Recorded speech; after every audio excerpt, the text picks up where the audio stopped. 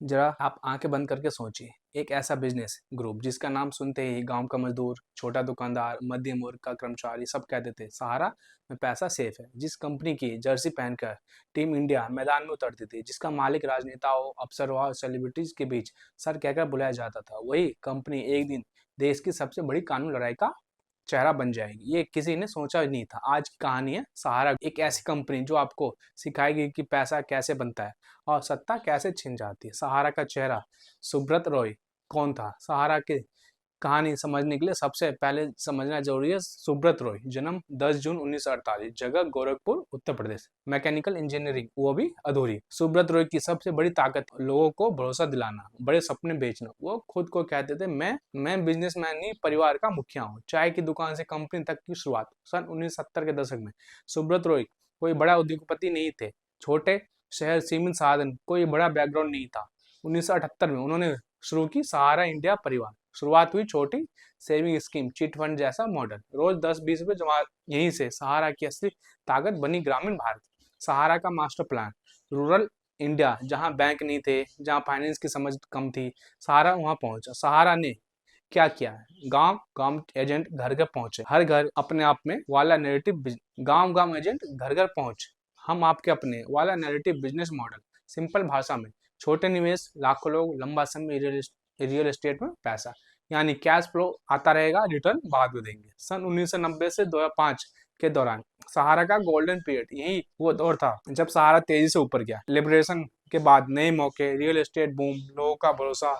सहारा बन गया भारत का सबसे बड़ा अनलिस्टेड कंपनी। 1 करोड़ निवेशक से ज्यादा, अधिकतर ग्रामीण। सहारा ग्रुप के बड़े बिजनेस। सहारा सिर्फ एक कंपनी नहीं था, यह कई कंपनियों का साम्राज्य था। इसके अंतर्गत प्रमुख कंपनियां सहारा इंडिया रियल एस्टेट, सहारा हाउसिंग इन्वेस्टमेंट, सहारा क्यू शॉप, सहारा इंडिया मीडिया, सहारा एयरलाइन, एयर सहारा। हर सेक्टर में सहारा, हर जगह पैसा। एयर सहारा पहला बड़ा संकेत। सहारा ने सन 1990 में एयर सहारा लॉन्च की। एविएशन बराबर हाई रिस्क, खर्च ज्यादा, मुनाफा कम। तो साथ में सहारा को मजबूरन एयर सहारा बेचनी पड़ी जेट एयरवेज को। यही से ये पहली बार दिखा सहारा का कैश प्रेशर, स्पॉन्सरशिप नाम, शोहरत और खर्च। सहारा सिर्फ कमाता नहीं था, वो दिखाता भी था।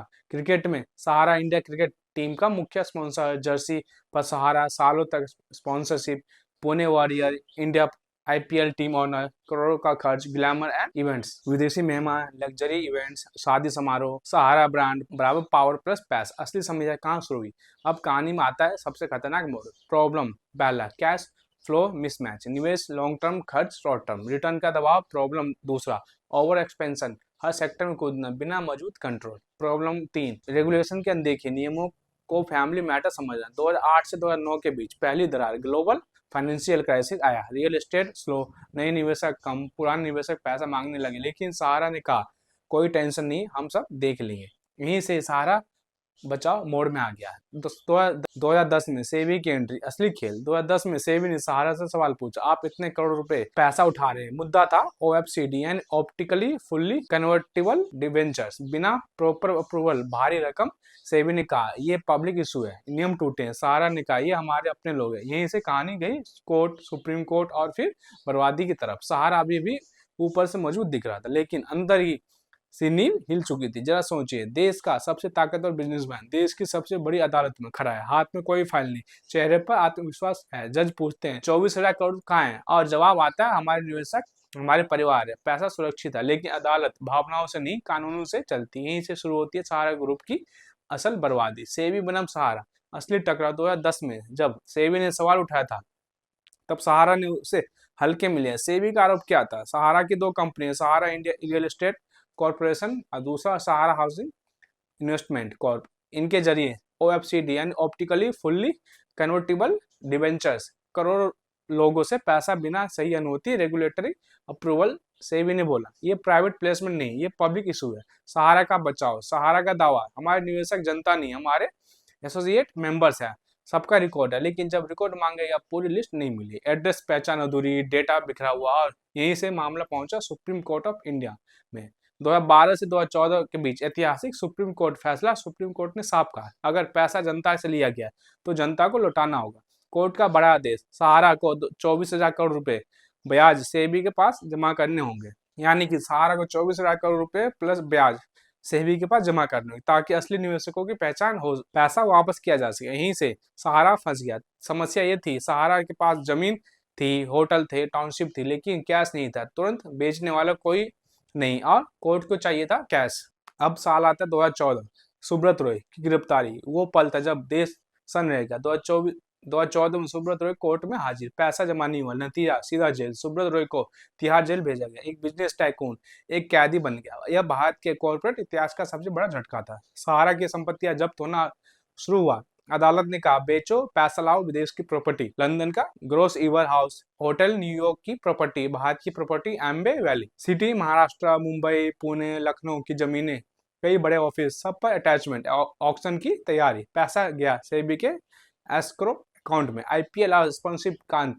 अब सहारा के लिए ब्रांडिंग बेकार, कैश नहीं, इमेज टूट चुकी थी। आईपीएल टीम का हाल, पुणे वॉरियर इंडिया भारी घाटा, franchisee terminate, team India sponsorship, BCCI से विवाद, स्पॉन्सरशिप खत्म। सहारा की चमक पूरी तरह बुझ गई। बिजनेस अंपायर का कोलैप्स, एक एक करके मीडिया चैनल बंद, रियल एस्टेट प्रोजेक्ट अधूरे, एजेंट्स ने काम छोड़ दिया, इन्वेस्टर्स लाइन में खड़े। सहारा बिजनेस ग्रुप नहीं, लीगल केस बन चुका था। इन्वेस्टर्स का डर, ग्रामीण भारत में बुजुर्ग, मजदूर, छोटे किसान सब पूछ रहे थे, हमारा पैसा मिलेगा या नहीं। सेबी ने क्लेम प्रोसेस शुरू किया। डाटा बिखरा हुआ था, प्रक्रिया धीमी। सबसे बड़ी गलती कहाँ हुई? रेगुलेटरी एरोगेंस, हम बड़े हैं, हमें कुछ नहीं होगा। कॉन्फिडेंस, कैश फ्लो को हल्के में लेना। तीसरा, शो ऑफ कल्चर, जरूरत से ज्यादा ग्लैमर, लीगल डिले, कोर्ट को समय पर संतुष्ट नहीं किया। सहारा का साम्राज्य अदालती में बिखर चुका था। मालिक जेल में था, प्रॉपर्टी बिक रही थी, और निवेशक इंतजार में थे। लेकिन कहानी यही खत्म नहीं होती है। सुब्रत रॉय की मौत के बाद क्या हुआ? आज सहारा की कितनी प्रॉपर्टी सरकार के पास है?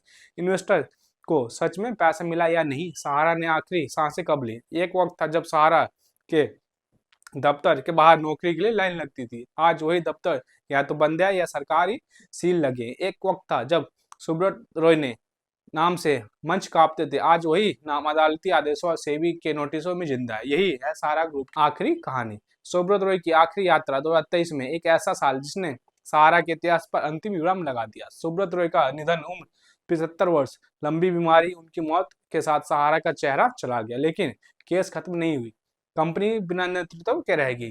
कड़वी सच्चाई, व्यक्ति चला जाता है लेकिन सिस्टम नहीं भूलता। अब सहारा ग्रुप की स्थिति, ग्रुप रियलिटी की बात करें तो आज अगर आप देखिए, ज्यादातर कंपनियां इनएक्टिव, डिफॉल्ट, नए बिजनेस, पुराने प्रोजेक्ट अधूरे। सहारा अब चलती कंपनी नहीं, कानून अवशेष, लीगल रिमेंस है। सरकार सेबी के पास सहारा की कितनी संपत्ति है, ये सवाल सबसे अहम है। सेबी के पास हजारों करोड़ की नगद राशि, रिकवर्ड अमाउंट, दर्जनों प्रॉपर्टी, अटैचमेंट में विदेश की संपत्तियां, लंदन का Grosvenor House hotel, New York की कुछ प्रॉपर्टीज, इनमें से कुछ बिक चुकी है, कुछ प्रक्रिया में। भारत की बड़ी संपत्तियां जैसे कि एम्बे वैली सिटी, महाराष्ट्र, मुंबई, लखनऊ की जमीनें, बड़े ऑफिस कॉम्प्लेक्स, कुल मिलाकर 15,000 से 18 करोड़ के आसपास संपत्ति है। राशि सरकारी नियंत्रण में रही या रही है, एग्जैक्ट आंकड़ा बदलता रहता है क्योंकि ऑक्शन ऑनगोइंग रहे। निवेशकों को पैसा मिला या नहीं, सबसे बड़ा सवाल। सीधा जवाब, कुछ को मिला, ज्यादातर को नहीं, पूरी रकम नहीं। सेबी ने क्लेम पोर्टल खोला, पहचान पत्र सत्यापन शुरू किया, लेकिन दिक्कतें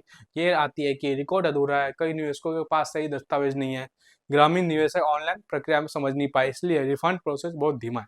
कई ऐसे अभी भी पेंडिंग है। सहारा ने आखिरी सांस कब ली? और अगर तारीख की बात करें तो असली पतन की शुरुआत सन 2010 में सेबी केस से हुआ। निर्णायक झटका 2014 में सुब्रत रॉय जेल गया। बिजनेस मैन की मौत 2016 से 18, ऑपरेशन लगभग खत्म। भावनात्मक अंत 2023, सुब्रत रॉय का निधन। यानी सहारा की आत्मा 2014 में ही निकल चुकी थी, 2023 में सिर्फ कहानी बन गई।